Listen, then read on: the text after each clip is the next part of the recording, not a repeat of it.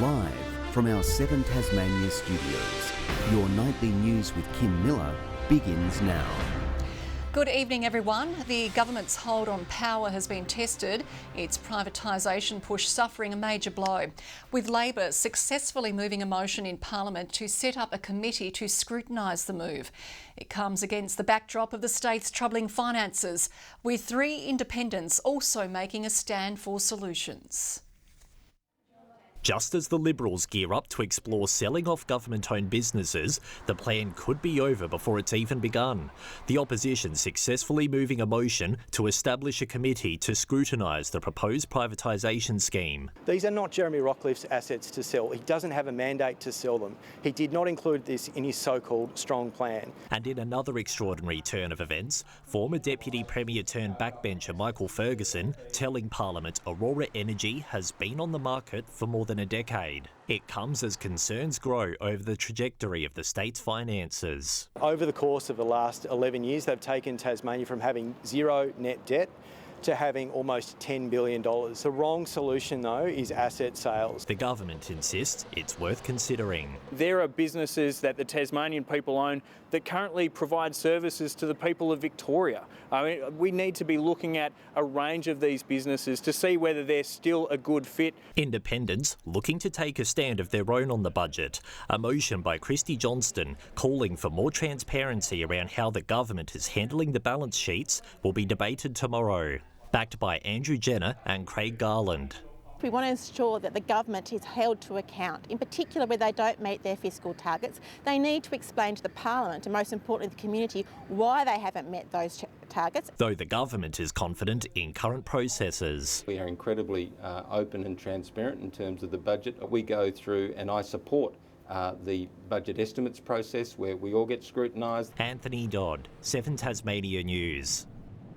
Thunderstorms and heavy rain have lashed parts of the state, the wild weather cutting power to thousands of homes and businesses. For more on the situation, we're joined by Victoria Easter. And Vic, power is starting to be restored, but there are still many in the dark tonight. Kim, around 3,000 properties are still offline and some of those could remain that way for some time.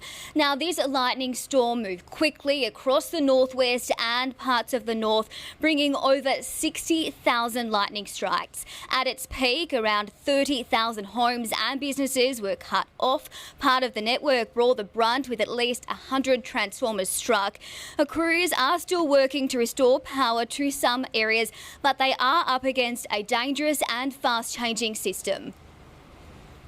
A linesman who did get a minor shock because there was unexpected lightning in the area, but he's fine. But it is a dangerous thing, but our crews are very experienced. Now, the worst of the system looks to have moved past the north for now, but the south could be hit next, meaning we could still be in for a wild night to come, Kim, so batten down the hatches. OK, thanks, Vic. Good advice. Tasmanian metal producers are expecting minimal impact from Donald Trump's tariffs. The state government keeping in touch with Bell Bay Aluminium. They don't like it, they don't support it, but most of their markets are in Asia. But we'll be working with industry shoulder to shoulder to support them and protect them and promote them. The peak body for Tasmanian Minerals says our producers have diversified and don't rely on the US market. Queenstown residents have been left shaken after an early morning blaze threatened southern parts of the town. Multiple West Coast fire crews tackling the out-of-control bushfire for most of the day. The community tonight warned to stay informed. An out-of-control bushfire painting Queenstown red just before 2 a.m. Orange glow in the towards the south of where I live, and then of course, seeing the amount of smoke. Residents in South Queenstown near Colville and Brooklyn streets were issued a watch and act warning just 3 hours later. Oh, there's a bit of lightning going on too. That's all we need is a bloody thunderstorm. What started it remains unknown. Around 30 hectares of bushland burnt before crews were able to bring the blaze under control. The warning eventually downgraded at 11 this morning. We've had rain, we've had wind, we've had sunshine, we've had helicopters bombing. and there's quite a few anxious people. Mountain Heights and St Joseph's Catholic schools closed for the day. Paragon Theatre offering space for anyone needing to evacuate. But thankfully the community was mostly able to escape harm. At this stage there has been no loss of life, and we'll be examining any property damage in the area. The region's still on edge after catastrophic bushfires tore through the west coast last month. Interstate crews still on deck, tackling ongoing blazes at Corinna and Zion. Queenstown residents today counting themselves lucky. Been dry over the last few months, and yes, very thankful that the wind was blowing the direction it was, and the guys were able to get it under control pretty quickly. Ruby Cairns, 7 Tasmania News.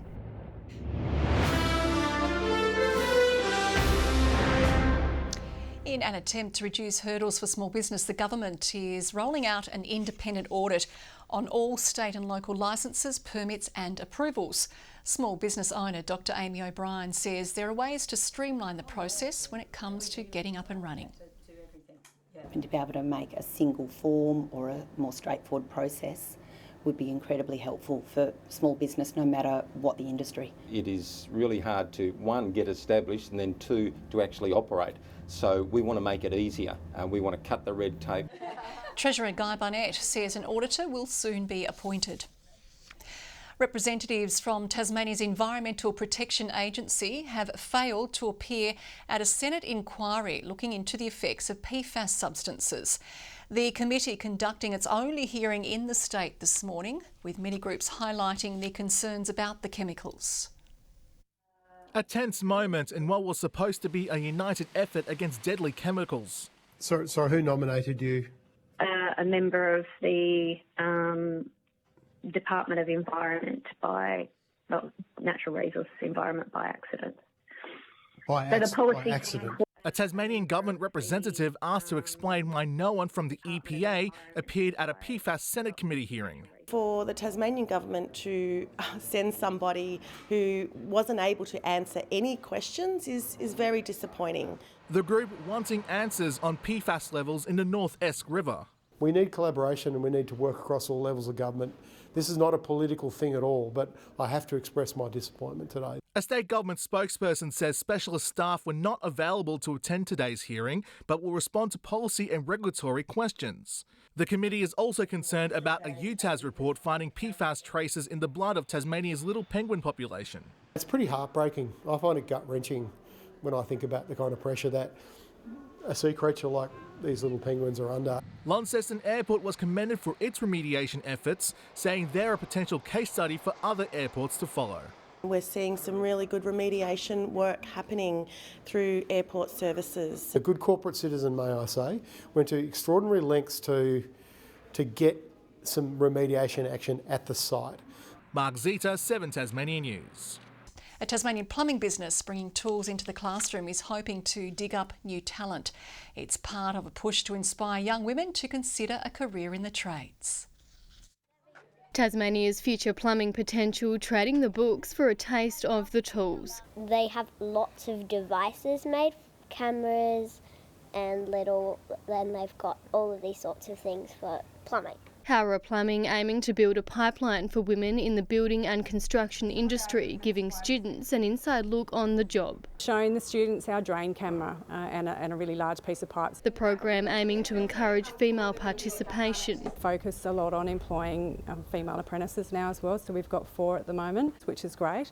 But there's still, the need and the opportunities for other women to, get into the industry. And boost their confidence in a field made up mainly of men. There is a perception that trades are only for men, but I completely disagree, and I couldn't think more that women should be in the trades. It was very good to see lots of women in there and see that lots of women get cool jobs. As well as future-proof Tasmania's workforce. Definitely struggling with shortage. I think we have been for years and may continue to into the future. The Hive is scoring a nod of approval for these pint-sized plumbers. I think I look incredible.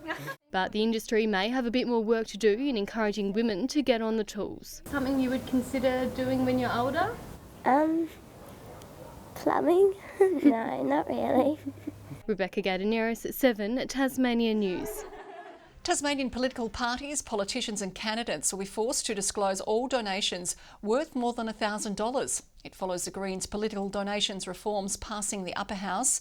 It's set to become a law after a procedural third reading vote expected to take place next month. Meanwhile, parliamentarians across the political spectrum have rallied together to encourage more women to enter state politics. Running for the first time in Tasmania last year, a 2-month program provides a glimpse into what it takes to be a leader. With aspirations to enter Tasmania's political sphere, Ebony Altamira decided to enrol in a National Pathways to Politics for Women program. For me, I wanted to learn more about what was the political scene and also to get an understanding of whether that was something that I wanted to look into in the future. The initiative, offered through the University of Tasmania, provides access and support for women either already in politics or who are eyeing off a seat in Tasmania's home of democracy. Every Monday night we'd come together in an online forum to discuss further information with experts and other political women. We know that women in work do face different challenges, but it is our job to be leaders in the workforce in showing that we can provide supportive environments for women. Leaning on women who already have a seat at the table, Ebony believes a program like this one will help those who may find Parliament intimidating. You have conversations, you start to build on skills, and you find out different ways of how to overcome these barriers. It's about saying, well, here's the reality and here are some of the skills that you might need so that you can shine right across the spectrum of what's required to be in politics. The initiative is non-partisan, encouraging women from across the party spectrum to get involved. And with women taking up 50% of seats in Parliament, those backing the program says there's still a way to go. Just because we hit the target for a few years doesn't mean that we've embedded that culture. And as for whether we can likely see Ebony in our Parliament one day, maybe. Lily Thompson, 7 Tasmanian News. Scamander is no longer a town without goalposts, thanks to a letter from a local girl. The junior footy player writing to AFL Tasmania to request posts for its oval. They quickly rectified the situation. It's just wonderful for our kids to be able to ride their bikes up, kick the footy, and we know where they are and we know that they're safe. What it really shows is we have people in our community are growing up and they'll be the next leaders in our community. The town is now hoping to be able to host a game. Thousands of Tasmanian students have begun sitting their NAPLAN tests. Grades 3, 5, 7 and 9 will have their reading, writing and maths skills tested against other students from across the country. NAPLAN is an opportunity to just have a snapshot in time of how our children are performing across those grades that are included in this. So it doesn't need to be a stressful time. NAPLAN is set to run until March 24.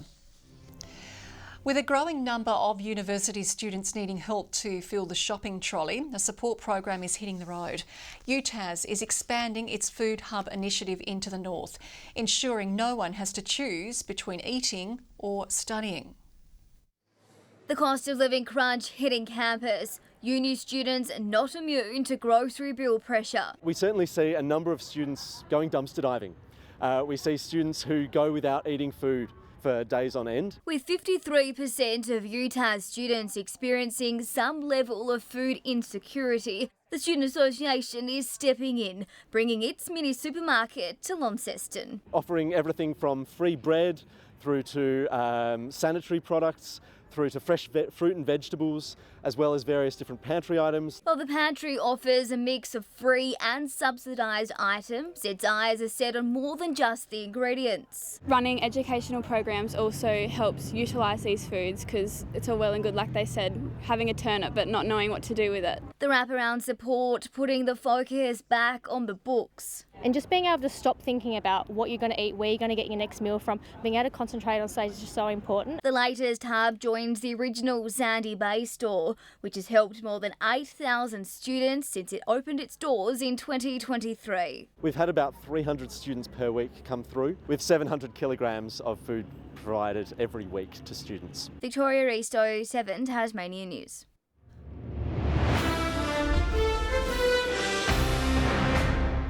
Rachel Treneman continues her cricket comeback, making her pitch to Aussie selectors in an internal Cricket Australia three-day match. 5 boundaries for 39 runs, her total for Australia green. Fellow Tasmanian Amy Smith is playing for the other side, bowling for Australia gold. The Sheffield Shield's leading run scorer, Jake Weatherall, still has his eyes set on playing for Australia.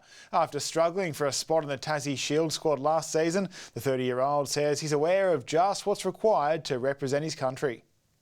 As an older player now, my job is to make a lot of runs and not just be content on, making 50s and 70s and stuff like that. It's about making big hundreds, and the Australian stuff will just take care of itself. After a disappointing loss to Queensland, the Tigers are out of finals contention. Their last game of the season is against Sydney at the end of the week. After waiting patiently in India, Tassie Tiger Heather Graham has finally made her WPL debut for Royal Challengers Bengaluru in their final match of the season, taking a wicket and a catch in their 11-run win over the Mumbai Indians. Good evening. Hobart, Grove, Strahan and King Island all on our top today of 25 degrees. Launceston and Devonport 19, Burnie 18 degrees. Flinders Island and Bushy Park 24, Low Head 20, Smithton 19 and believe it or not, St Helens recorded 18 degrees, actually 18.2 at 5 p.m, a late high there. Widespread low and mid-level cloud over us today, producing those thunderstorms across the state, and the cloud continues over south-east Queensland and north-east New South Wales. More cloud with troughs over Victoria and Western Australia. A high will have a centre close to southwest Victoria tomorrow, pushing a west to southwesterly airstream right over us, and those winds should be up to around 15 knots over western waters, but to 20 knots around the rest of the coastline and to 10 knots over the inland lakes. Hobart tomorrow a top of 25 and partly cloudy, 24 the top for Cygnet, cloudy for Norfolk 26 degrees. Launceston a high of 27 and partly cloudy, 24 and a sunny day for Devonport. An early shower clearing from Campbelltown, 26 the maximum. 25 for Burnie, Strahan a shower and 21, Smithton partly cloudy and 24 degrees, while St Helens will expect 23. Becoming cloudy later in the day, sunny for Swansea, 25 the top, 25 for Fingal as well. On Friday a shower over the west and possibly over Hobart, fine elsewhere. Another shower over the west and south on Saturday, extending to most remaining parts later in the day. And on Sunday, showers statewide contracting to the west and far south. Further north and showers for Perth, 32 and sunny in Adelaide, a cloudy day for Melbourne, a sunny 29 degrees in Sydney, a shower or two in Brisbane and a storm over Darwin. And with the storms rolling through our area, it's stormy 1 minute and cloudy the next. 18 degrees at the moment in Hobart, 17 right now in Launceston and Devonport currently 18. Kim, back to you. Thank you, Murph. And that wraps up your midweek news bulletin from all of us here at 7 Tasmania. Thanks for joining us. Good night.